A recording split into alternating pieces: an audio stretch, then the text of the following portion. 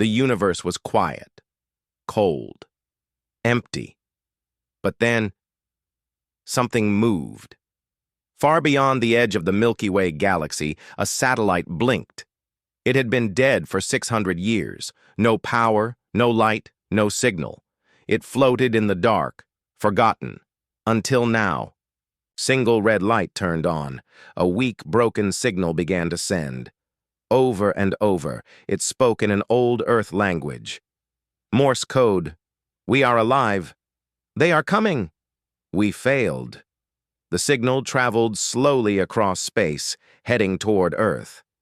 No one on Earth knew what was about to happen. Not yet. Scene 1. Earth receives the signal in. A high-tech underground lab in Alaska, Dr. Lena Wakas was drinking her cold coffee, trying to stay awake. She had worked the night shift at the Deep Space Listening Station for 8 years, and in all that time, nothing exciting ever happened. Beep! A soft sound blinked on her screen. She ignored it. Beep, beep. This time, it repeated. She leaned forward, frowning. The signal wasn't a mistake. It was real. Her heart started beating fast. She began decoding the transmission. It was using an old Morse code system, something no one had used in centuries. Her computer displayed the message, Project Lazarus, reactivate, timeline breached, Earth is not safe. She froze. She knew the name Lazarus. It was a myth among scientists, a black project, a ghost story. They said Lazarus was Earth's final defense, hidden long ago in case of total destruction. She called her supervisor. Sir, we have a problem. In a secret underground facility under the Himalayas, 7 world leaders met on a secure call. They called themselves the Earth Continuity Council, ECC. Their job, protect humanity from threats that normal people could never imagine. The chairman, General Marcus Shinoda, looked tired but alert. Dr. Wakas, he said, are you 100% sure the signal is authentic? Yes, sir, she replied. The signature matches an ancient Earth satellite, Sentinel-1, last active in the year 2801. But it's 3400 now, another voice said. That satellite is dust. That's what we thought, Lena replied. Until today. Silence. Then Marcus spoke again. Activate Project Lazarus. Deep in Antarctica, beneath the ice, a hidden chamber began to unlock. Machines hissed and gears moved. Lights turned on for the first time in centuries. Inside a glass pod lay a man, tall, bald, a scar running down his left cheek. Name, Dr. Kale. Raza status cryo sleep since 2799. IQ, undisclosed specialty, temporal physics and galactic warfare. He was the man who designed Earth's defense plans against time-based alien threats. Everyone thought he died during the Great Collapse. But in truth, he volunteered for the Lazarus program, just in case Earth ever needed him again. Now that time had come. The ice around his pod melted.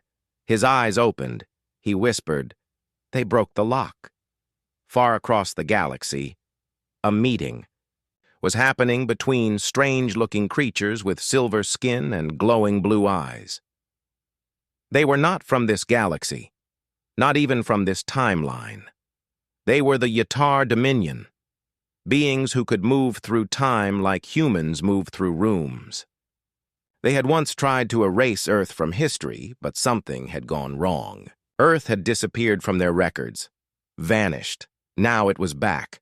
One Yatar commander looked at the hologram showing the Earth signal. They woke up Lazarus. This is not good.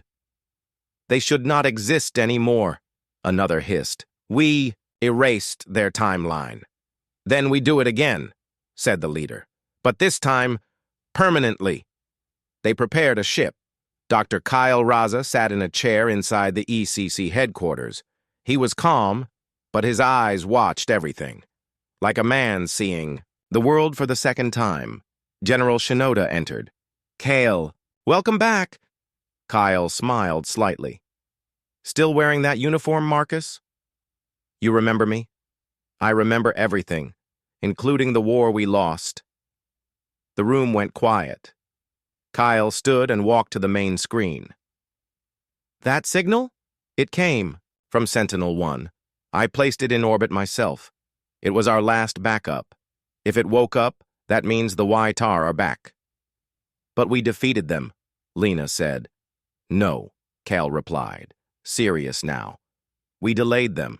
There's a difference. Cale led a team to the old archives buried under the Indian Ocean. They found hidden documents, secret recordings, maps of battles that never happened, but somehow, Cale remembered them. How can you know this? Lena asked. I lived that. Timeline, Cale said. Then the Y-Tar erased it. Everyone looked confused. He explained. They are not normal aliens. They don't fight in space. They fight in time. They erase your past. Make sure you never existed. That's what they did to Earth, but somehow we escaped. Escaped how? Shinoda asked. Cale smiled.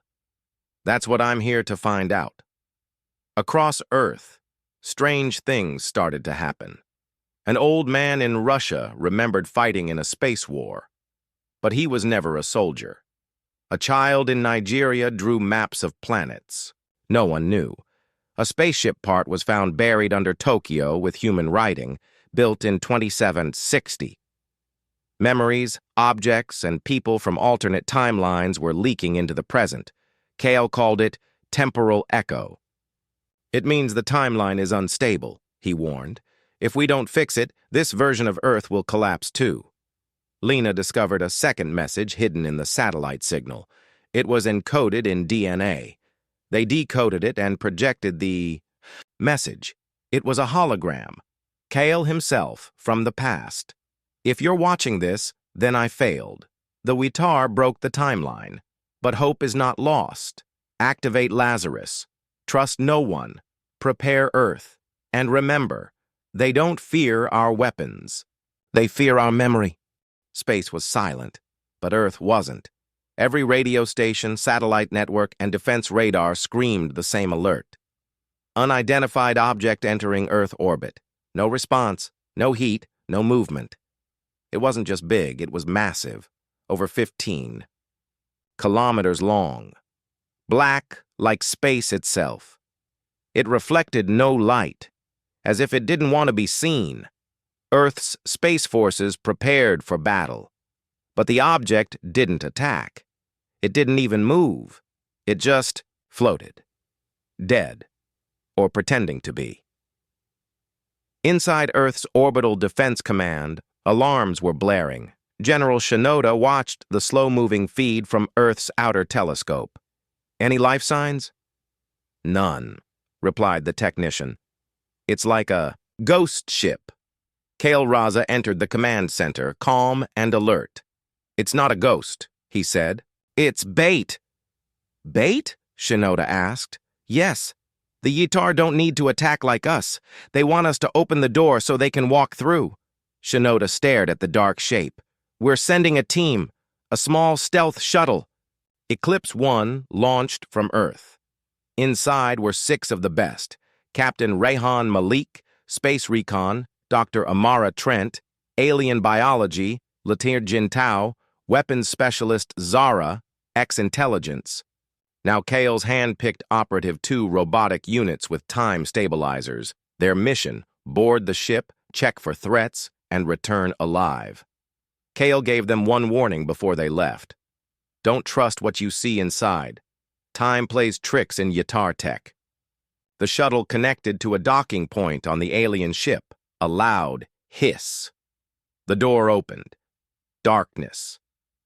As the team stepped in, their helmet lights revealed smooth walls. No buttons, no screens, just flowing metal like liquid frozen in time.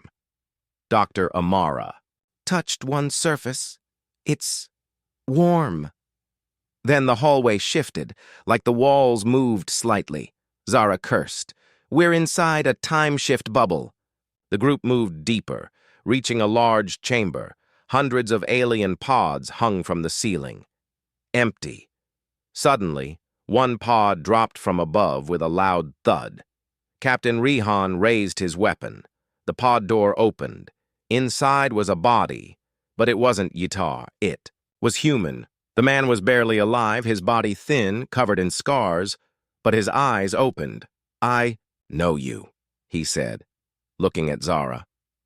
"I don't know you," she replied, confused. The man coughed. "That's because this version of you never met me." Kale's voice crackled through the comms. "What did he say?" Zara repeated. Kale's tone turned cold. "Bring him back, now. That man is from the lost timeline." As they prepared to leave, the ship started changing. Hallways moved, doors disappeared, the robotic units malfunctioned. One exploded. "So," Jin Tao shouted, "the ship is rejecting us."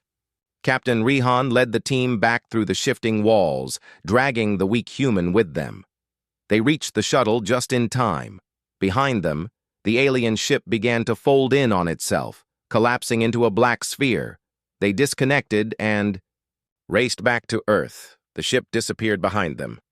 Back on Earth, the rescued man was treated in isolation. Kale visited him alone.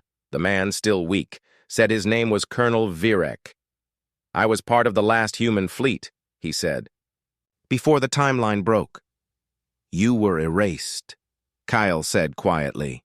Virek nodded.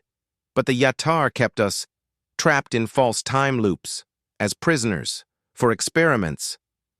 "Why send the ship now?" Kyle asked. "To test your memory," Virek said. "They want to know how much we remember." Kale understood now. It was psychological warfare. While checking the alien ship debris, what little was left, Lena found something shocking. A coded Yatar message hidden in the ship's core. Kale decrypted it. It was chilling. "You are awake, but sleep is safer. If you remember what was lost, you die with it." Kale's hands clenched. It's a warning and a threat. As Earth tried to make sense of what happened, something else occurred. A timequake shook. Northern Canada, buildings shimmered, disappeared, then returned. People in a small town forgot who they were. One man aged 30 years and 10 seconds. Kyle watched the reports. "It's starting," he said. "Starting what?" Lena asked. He looked up. "The timeline war." He had no heartbeat, no breath, no brain waves. And yet, he opened his eyes. In a cold underground room deep under Iceland, Earth's greatest mind had just returned. Name, Dr. Kale Raza, born unknown. Died multiple times. Status, technically alive, he was the only human ever to upload parts of his brain into Earth's core AI system before the timeline collapse. Now, the core was rebuilding him, body and mind. Kale didn't just wake up from sleep, he was rebuilt, bit by bit. And when he stood up, he remembered everything. General Marcus Shinoda stood silently as Kale entered the command room. Kale's presence was different now. Cold, calculating, but with eyes full of fire. He walked to the table, picked up a holographic map, and spoke. In a clear, slow voice. "They're here to test how far we've forgotten." Shinoda nodded. "We know. The ship," Kale interrupted. "That was just the scout." "What's next?" Kale turned to the wall and pressed a hidden panel. A secret file appeared. Project Mindseed. Humanity's memory defense protocol only. One man had ever seen it before. Kale. Kale explained the forgotten truth to the council. "In the old timeline," he said, "we won the war. But the Yatar did something worse than killing us. They erased us. They deleted the timeline, made it never happen. But I created a backup, a seed of our past, hidden deep inside Earth's magnetic field." Lena leaned forward. "And now it's waking up?" Kyle nodded. "Yes. Memories, tech, ships, even people, they're returning. But we have a limited window. If we don't reconnect the mind seed completely, we'll lose it forever." Across the world, strange events multiplied. An old man in Peru built a device from scrap metal that could detect time anomalies. A teenage girl in Indonesia spoke fluent Galactic Standard, a language no one on Earth knew. A dog barked at nothing, then vanished for 12 minutes, returning with a scar it didn't have before.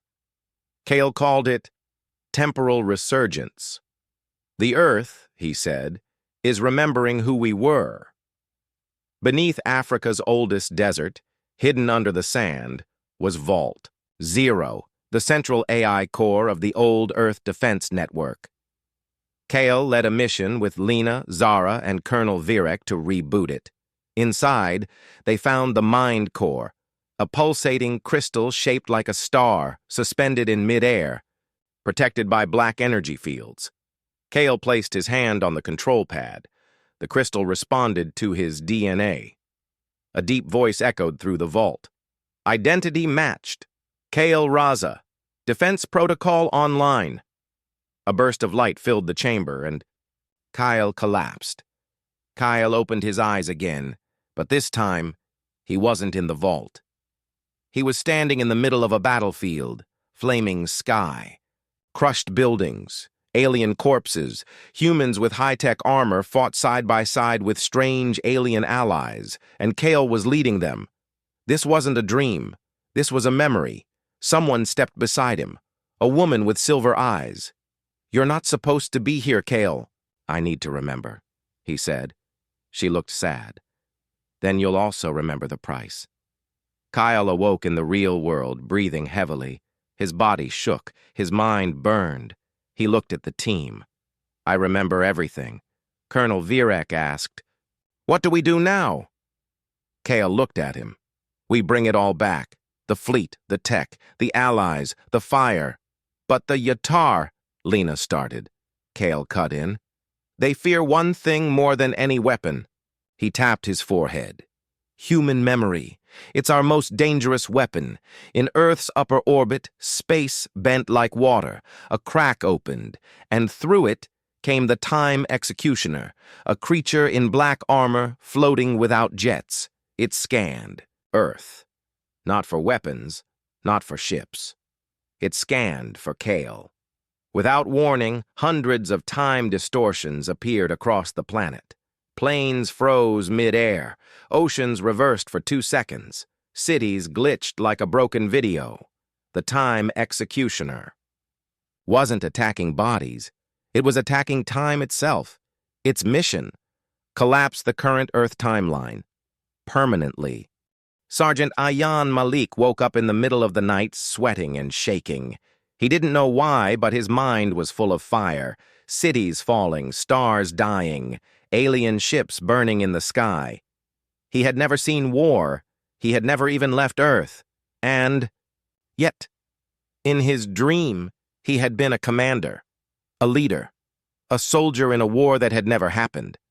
He didn't understand it. But deep inside, he felt one thing clearly. "I have fought before. I remember dying." Ayan reported to his base doctor the next morning. The doctor ran brain scans. "Your neural patterns are strange," the doctor said. "How?" Ayan asked. "You're using parts of your brain that most people never activate. Memory storage, deep memory, but there's nothing stored there." He was sent for further tests. That's when Kale found out. Kale Raza visited Ayan personally. He showed him images of alien ships, symbols, and unknown planets. Ayan reacted instantly. "That's Luma 7, he said, pointing to one picture. "That's where the 5th Battalion fell. We lost that moon because of—" He stopped. What am I saying?" Kale smiled. "You're remembering the broken timeline." As Kale predicted, more humans started remembering. An old woman in Brazil spoke in an alien dialect in her sleep. A blind boy in Nepal drew perfect blueprints of Earth's old warships. A prisoner in a U.S. jail began screaming, "Don't let them erase the Mind Fleet again!" These people weren't crazy. They were survivors of erased timelines. Kale called them echo holders. Each of them held a piece of Earth's true past. Kyle took Ayan to a site in northern Pakistan, where no known structures ever existed, but Ayan walked confidently through the rocky terrain. "There should be a hangar here," he said. "Buried, 40 meters down." Shinoda watched, skeptical. Heavy machines began digging. They found it, a metallic chamber underground, ancient but untouched by time. Inside, a giant half-broken spaceship made of Earth metals. Labeled in English, built in 2782, Kyle stepped onto the platform and touched the ship. She's one of the Mind Fleet, designed for time-layer defense. Lena stared. "How is it still here?" Kyle explained. "This ship survived the reset. It stayed buried, hidden from the Yatar's timeline purge. And now, she's waking up." The ship's core powered on. A voice echoed from the inside. "Captain Kale Raza, welcome aboard." Kale ran deep genetic scans on Ayan. The results shocked everyone.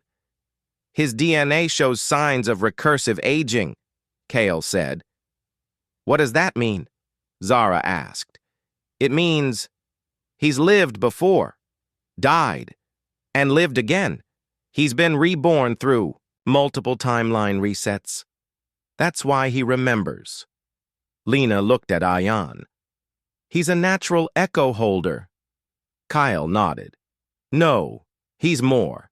He's what we used to call a timeline anchor, a person who can carry truth across different realities." Kyle made a plan.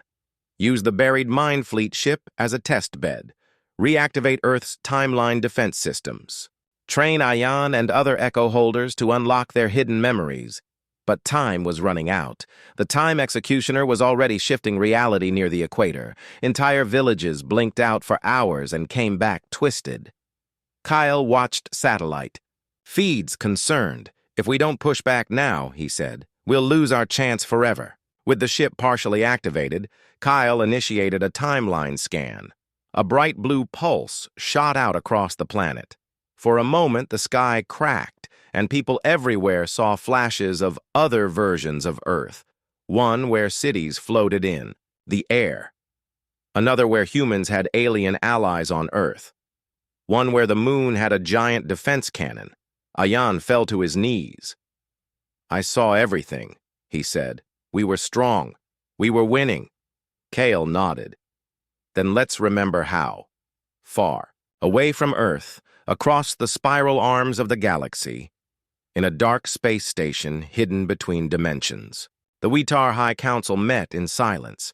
These were no normal aliens. They had no true form, only light shaped like shadows. They didn't live in time. They controlled it, and they were afraid. Earth was not supposed to exist anymore. Yet here, it was. Waking up, remembering, fighting back. That was not part of the plan. "The timeline was closed," said one Yatar. "The humans were erased," said another. "Then how is Lazarus awake?" The leader's voice was sharp. "We made a mistake." Inside the Yatar chamber, the alien minds argued. One counselor suggested full planetary deletion. Another said it was too late. The human mind seed had already begun spreading. They are reconnecting their past. "If it completes, we lose our advantage." "They even reawakened a Mind Fleet ship," another added. "And worse," said the leader. "They remember us." Across the stars, a signal was spreading. Beyond the Milky Way, it was sent from Earth's reawakened ship. A simple message, repeated again and again in galactic standard. "We are Earth. We remember the war. And we are coming back." Many alien civilizations received it. Some trembled, some cheered, some asked, "What is Earth?" They had forgotten. Now they would remember. Back on Earth, Kyle stood before Earth's new unified council. Nations had dropped. Their differences. For once, humanity stood as one. He pointed at the hologram of the Wetar fleet routes. "We will strike before they rewrite us again." General Shinoda frowned. "You want to attack the Wetar? How?" "We don't attack. Their bodies," Kale said. "We attack their history." Deep under the Atlantic Ocean, Kale opened a vault known as the Echo Chamber. Inside was a living map. a swirling energy construct showing thousands of possible timelines. Red lines meant lost futures. Blue ones were restored fragments. Green ones were potential wins. He showed the team one special thread, the last victory timeline, the version of reality where humanity had beaten the Yatar long ago. It still exists. In pieces, he said. Our goal, reconnect it. Dr. Lena discovered something strange inside the Yatar message code. Hidden behind a scrambled data layer was a location, a set of star coordinates near a collapsing star system. Kale's eyes widened. They messed up. They accidentally sent us the path to one of their time anchors. Time anchors were sacred Yatar devices. They held pieces of rewritten history. Destroy one, and that version of reality begins to unravel. For the Yatar, Shinoda grinned. Let's hit them where it hurts. Scene 6, Mission, Break the Anchor Ayan. Malik, now training under Kale, led the first strike team. Ship, EDS Revenant crew, 4 humans, 2 echo holders, 1 hybrid. AI their goal, reach the Yatar time anchor. Destroy or corrupt it. Escape before timeline collapses around them. As the ship exited Earth orbit, Kale gave one final warning. If the anchor fights back, don't try to win. Try to remember. As the Revenant approached the anchor site, space twisted. The crew saw strange things, alternate versions of themselves. Earth exploding, then healing. Ayan talking to a version of Kale, who was Yatar. Inside the anchor chamber, robotic defense units appeared, made of dark matter and time-shifted weapons. The team fought hard, but the more they pushed forward, the more reality changed. Finally, Ayan touched the core, remembering every life he had lived. Boom. The anchor exploded. In the Yatar council chamber, alarms screamed. One of the timeline threads snapped. Entire sections of their control matrix went dark. "We're losing grip on the echo zones," one screamed. Another roared, "They corrupted an anchor! That shouldn't be possible!" The leader's shadow flared. "Earth has changed. They don't just survive now. They evolve." Antarctica. Frozen for 1,000 years, unreachable, unbreathable, untouched, until now. Beneath 3 kilometers of solid ice, a signal pulsed. Slow, rhythmic, like a heartbeat. A dig team from Earth's unified defense uncovered something no one expected. A vast underground hangar. And inside it, ships. Not small ships.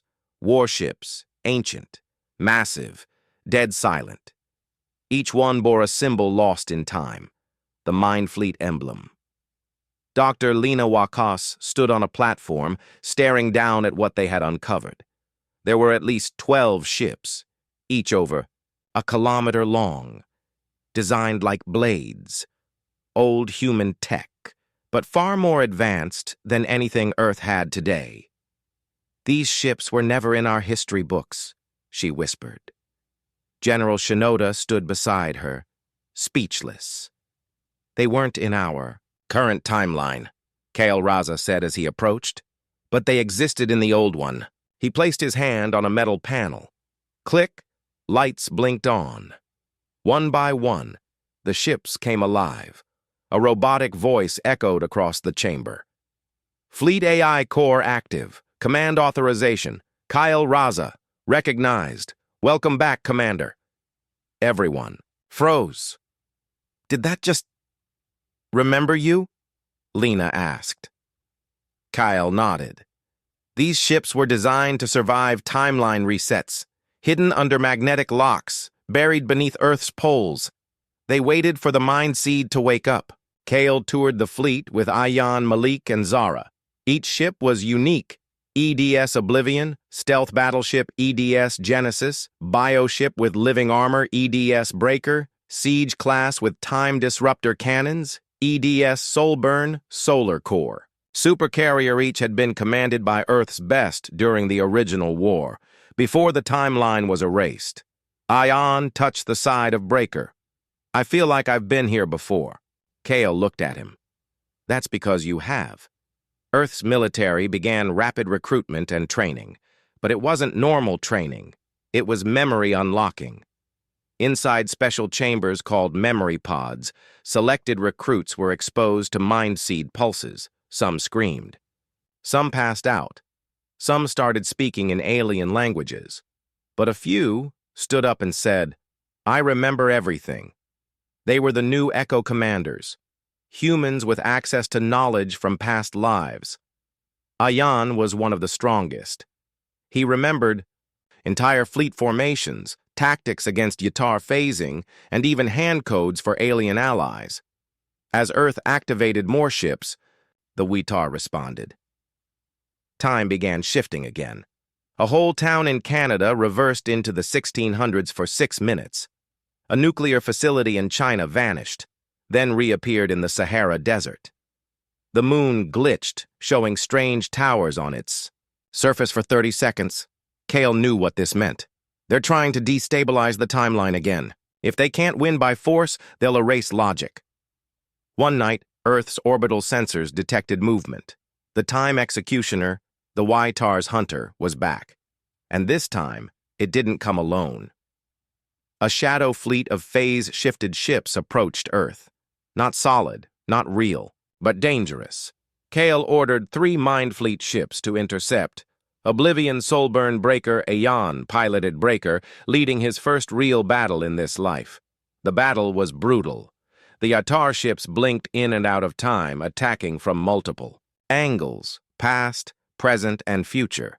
But Mind Fleet ships were built for this. Oblivion fired gravity pulses, trapping enemy ships in time loops. Soulburn launched Starfire missiles that burned through time shields. Breaker, under Ayan, used a time-rip cannon. One blast hit the executioner directly. For the first time, the creature screamed. The Shadow Fleet began to fall apart. The Earth Fleet stood victorious.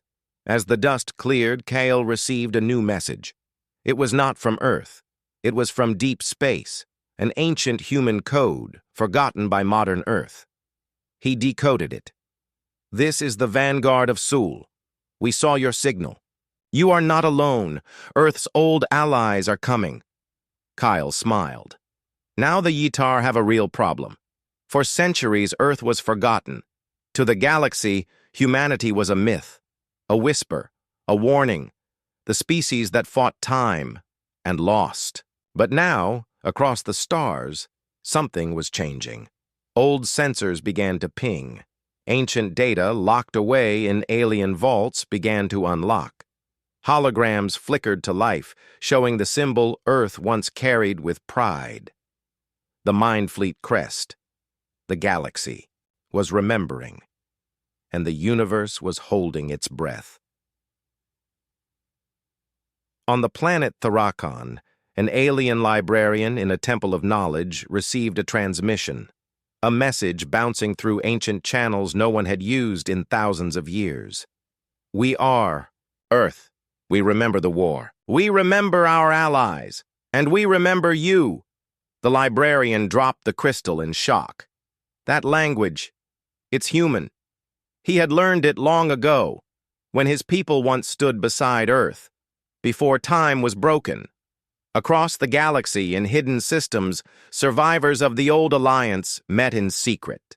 The crystalline minds of the Velar-T, the aquatic strategists of the Narul Deep, the twin-voiced warriors of the Kirin Foldal once stood with Earth in the Great War, then forgot. But now, each of them received the same pulse, a signal from Earth's reawakened mind seed, and with it came memory. One Velar-T elder whispered, "We buried the truth, but it never died. Earth is rising again." Kyle Raza stood inside Earth's orbital command center, reading reports, over eye. 70 allied species have acknowledged our signal, Lena said. Some are scared, some curious, some angry. Kale nodded. It means we are no longer invisible. That's good. General Shinoda stepped in. 3 ships just appeared outside Pluto. Not human. They're asking for you. Kale smiled. Tell them, Welcome. Home. The visitors were from the Chiron Fold, a proud warrior race with 2 minds per body. They once fought alongside Earth in the final battle before the timeline collapse. Their leader, Commander Veltar Nem, stood before Kale. You are... Kale Raza? Kyle nodded. Veltar's second voice spoke. We remember your last words before the stars went black. Kyle replied, and now you remember why we must fight again. The Kirin bowed. We will stand with Earth once more. News spread fast across the galactic network. Earth returns. The Mind Fleet awakens. Is the old war coming back?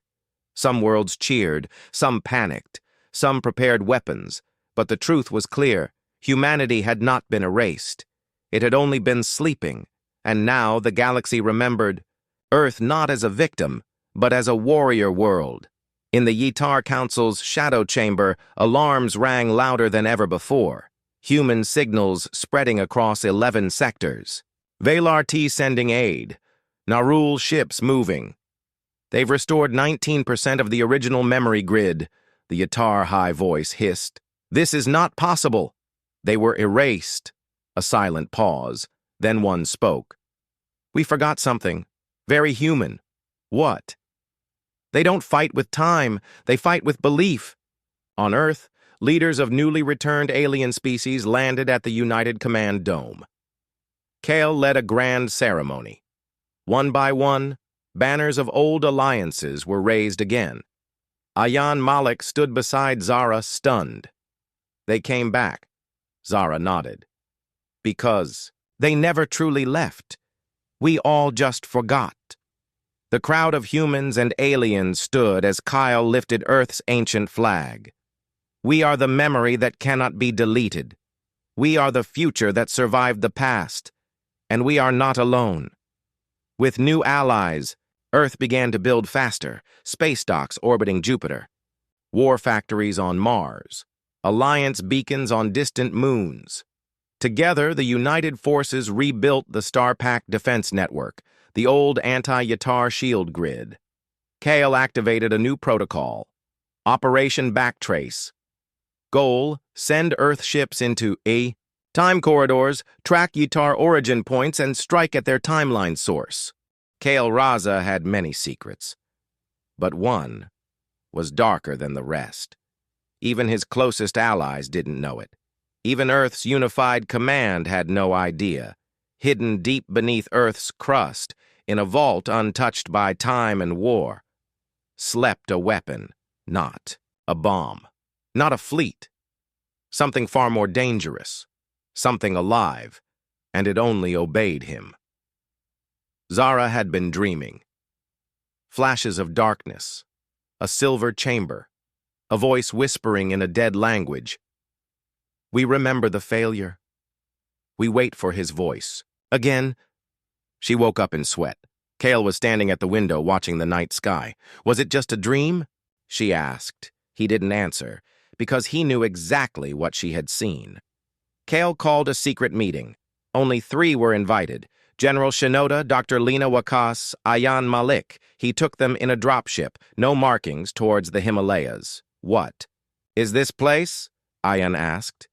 Something older than all of us, Kyle replied. Something we left buried. They landed inside a giant mountain, what looked like a mining site, but it went too deep. Elevators, sealed doors, ancient symbols, all leading downward. Finally, they reached a chamber glowing with blue light. Inside was a floating orb-shaped being, metallic, pulsing like a heart.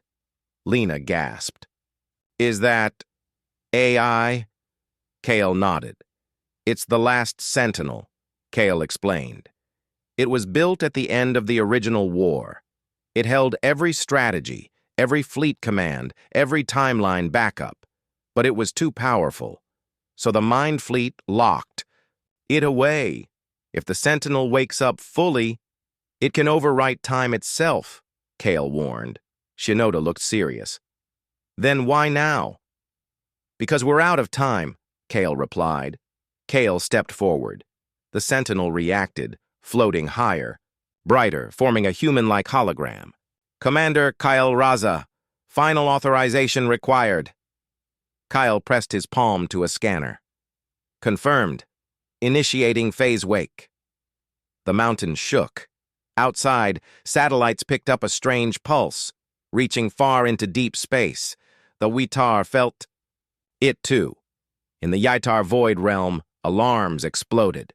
"The Sentinel has awakened. Protocol Razorlight engaged. Earth is moving toward absolute timeline recovery." The high voice screamed, "No! We erased that machine.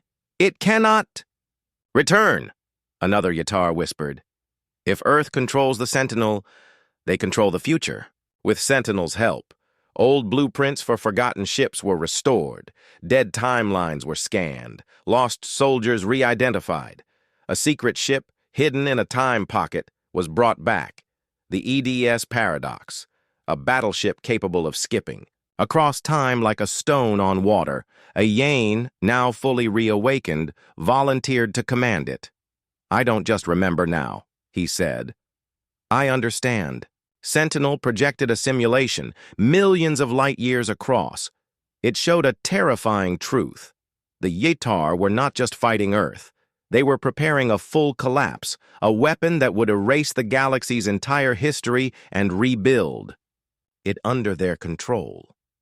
A countdown appeared. "Hours." Zara whispered, "That's not a war." "That's a total rewrite." Kale nodded. "We either stop them, or humanity is erased again." Kale stood before the united fleet, human and alien alike. Behind him, the Sentinel hovered like a god. "We were forgotten once. We were erased. But we left behind our memory. And now, our memory fights back." He looked to Ayan, Zara, Shinoda, Lena. "To save tomorrow, we must walk through yesterday's fire." Then he gave the order. "Launch operation. Timeline Spear." The fleet engines lit up, firing not just into space, but into time. Space was no longer the battlefield. Time itself was bleeding. The Earth Alliance fleet, led by the EDS Paradox, had jumped into the temporal rift. Stars flickered in strange colors. Planets appeared, then disappeared. Voices from the past echoed like ghosts through the hulls of ships. The final war had begun, not to save the present, but to take back the past. Ayan Malik stood on the bridge of the Paradox. Screens showed overlapping timelines, battles that happened, and battles that never did. "Report!" Ayan shouted. Lieutenant Vera answered, "We're in unstable time-space. Multiple versions of reality are colliding. Yitar ships incoming, through every timeline." "They're trying to block every possible past," Ayan realized. "But we only need one timeline to win." Across the temporal rift, Earth's ships fought. In one timeline, Earth was still burning. In another, humanity had never even evolved. In one shocking branch, Earth had defeated the Yitar centuries ago and become the tyrant.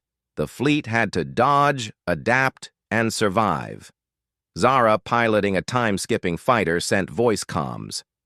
"Don't fight like we used to. Fight like we remembered." Kyle. Raza, aboard the Mine Fleet Ark, activated Paradox Protocol.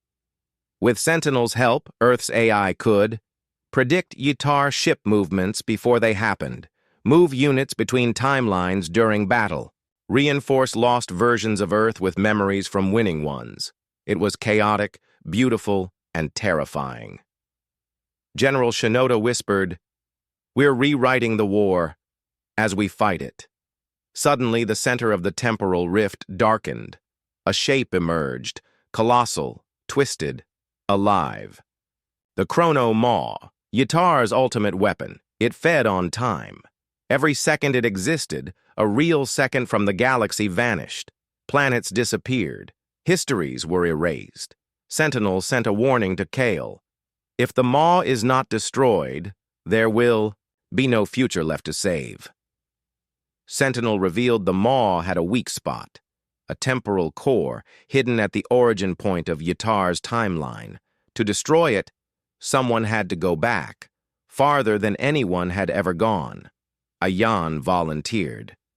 Kyle disagreed. It's a suicide mission. Ayan smiled. You pulled me out of time once. I'll find my way back again. Using the Paradox's core jump drive, Ayan leapt back, 40,000 years in time.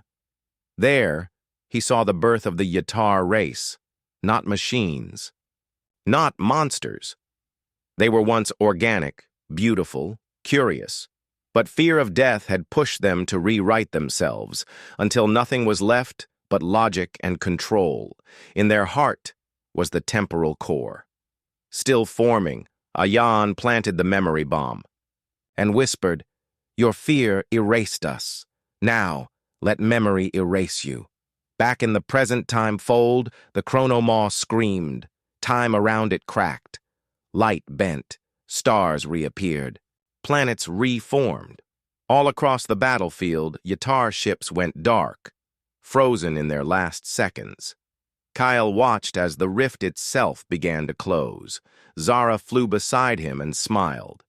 He did it. Kyle looked ahead. No, we did it. But the rift was collapsing fast. The paradox was still inside. No signal. No return. Kyle gave one last order. Hold position. Wait 1 minute. Everyone waited. 30 seconds. 45 seconds. At 59 seconds, the paradox emerged, smoking, but intact. Ayan stood on the deck, injured but smiling. Told you I'd come back. The war was over. The timelines had stopped shifting, and Earth was finally real again. But peace isn't just the end of battle. It's the beginning of something harder, remembering what it means to be human. Kale Raza stood alone, looking at the stars. He had fought in 3 timelines. He had died once, and yet, here he was, alive. Earth had survived. But what would it become now? Scene 1, Memorial of the Forgotten. A massive structure was being built in Geneva, the Monument of the Forgotten Futures. It held the names of all those who fought, not just in the real world, but in erased timelines too. Soldiers who never lived, engineers who died in loops, pilots who won battles that history would never remember. Ayan and Zara walked through it together. "This place is for ghosts," Zara said softly. Ayan replied, "They fought so we could have this world. We owe them everything." Scene 2. Kale's final deactivation deep under Earth. Kale entered the chamber of Sentinel one last time. The AI glowed gently. Mission complete. Probability of total collapse. 0.01%. Kyle placed his hand on the panel. Deactivate the last Sentinel. Earth must live without gods. Confirmed. The lights dimmed. The vault closed. Permanently. Kyle whispered, "No more resets. Just life." Scene 3. A new human alliance. For the first time, alien races that had feared humans came to Earth not as enemies but as allies. The Syrian offered tech to help clean the oceans. The Tavari gifted a solar system to Earth as a peace offering. Even rogue Yatar survivors, now free from the hive mind, sought refuge. The new alliance was called the Flame Pact, built on memory, truth, and shared survival. Earth, once considered lost, was now the symbol of hope. Scene 4. Zara's dream. Zara, no longer a soldier, became an explorer. She led the first expedition into the Echo Zone, a scar in space where lost timelines still whispered. She hoped to find something. And one day she did. A child, not fully human, not fully Yatar, but alive. "What are you?" she asked. The child replied, "I am both past and future." She smiled and took his hand. "Then let's write a better story." Scene 5. Ayan's choice. Ayan stood at Earth's edge, on a skyport tower watching the galaxy. They offered him a fleet, a command, but he said no. I've seen too many futures. I just want to live one. He opened a small cafe on Mars. People came not for the coffee, but for the stories. He never told them everything, just enough to remind them, Earth fought for your right to choose, so choose something good. Scene 6. Kale's disappearance. One day, Kale vanished. No body, no ship, no message, just a simple log entry left on the Ark. My war is over, yours doesn't have to begin. Remember who you are, and if time ever turns dark again, I'll find my way back. They never found him again, but strange stars were seen blinking near the old rift. Some said it was a glitch, others believed. Kale became part of time itself. Final scene. Earth's flame. Never dies, years passed. Children grew up under blue skies. Wars became books. Fear became curiosity. And Earth was never forgotten again. A plaque in the Capitol read, "We were lost. We were erased, but we came back stronger, because humanity is not a mistake. It is a flame, eternal, wild, and unbroken."